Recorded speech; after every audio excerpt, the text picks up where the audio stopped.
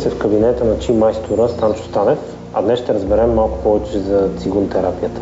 Цигун е част от китайската традиционна медицина и затова и всичките негови упражнения и неговите комплекси са изградени на базата на тези системата за меридианите в човешкото тяло, която е показана на тази схема.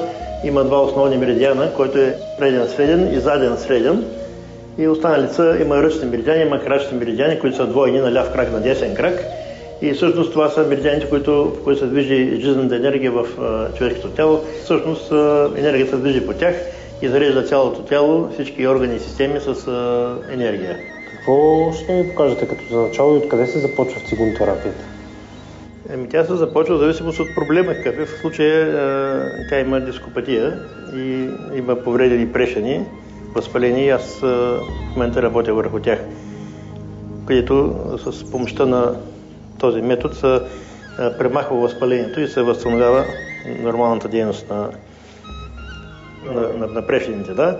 И защото от тук пък тръгват различните меридиани, тръгват от тези всички прешени, тръгват и нервите надолу по крака. Много често, ако има тук възпаление, се получава болка чак долу до върховете на пръстите. Китайската медицина в принцип казва, че няма нелечими болести, има нелечими хора. Всичко се лекува, но не става на всеки човек. Ако човека ми вярва, 100% мога да му помогна. Ако не ми вярва, не мога да му помогна и дори за едно просто главоболие. Това е разликата. Всичко в принцип може да се изчисти. И това е един друг метод, който се извлича ци от болното място. И се изкува и се изхвърля навънка. Вие натискате през това време? Да, аз го намирам. Локализирал съм къде е и оттам вече го тегля навънка. Мисълта е тази, която изкарва ци навънка и я раздвижва. Китайската медицина казва, че ако се изкара енергията от пациента и се хвърли долу на земята, тя остава там на земята. Значи вятър не може да издуха, вода не може да измие, огън не може да изгори. Тя се седи там. И ако човек не умее да работи с нея, тя тук ще стои и става се трупаш болна енергия. Единственото, което може да махне тази енергия да я неутрализира, това е мисълта на човека. Тя е тази, която аз като изкарам от пациента и я хвърля долу, тя вече е чиста енергия. А може ли да ми правиш една диагностика? Може. Трябва да сменим местата, може би с нея. Пак така лягам по корем. Да, елате нататък.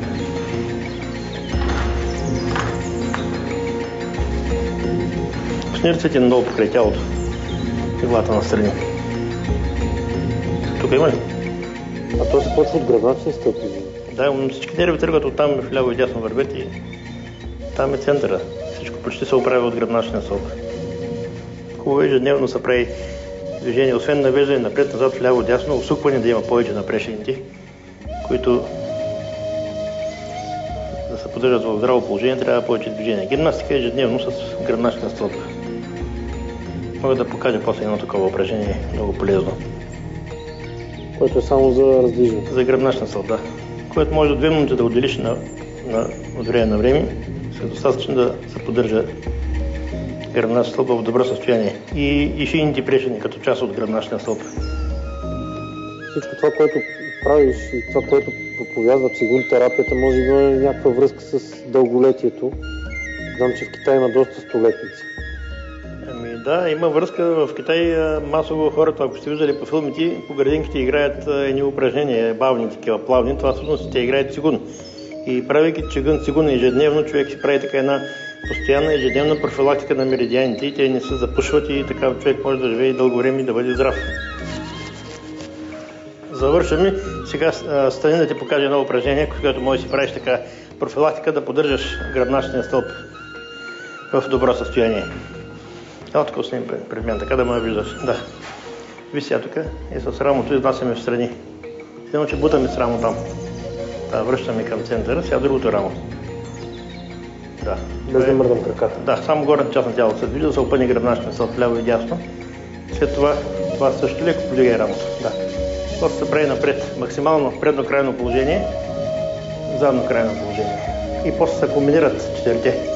Наляво, дигни рамото, напред, надясно и назад. Виж как става едно раздвижване идеално на гръбнака така. Да, усуква се всички посоки. И в обратна посока насам. Той пука. Пука на места с всичко. Няколко 5-6 движения такива да направиш.